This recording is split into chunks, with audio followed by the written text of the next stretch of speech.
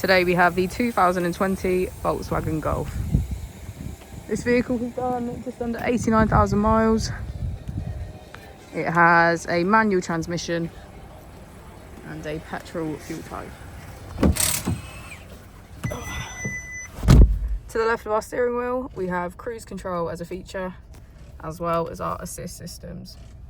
On the right, we have voice control and automatic headlights. Moving on to our screen, we can access smartphone integration,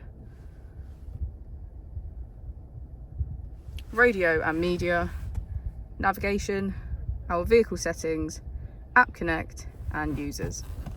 If we put the vehicle into reverse, we can see that it comes with front and rear parking sensors.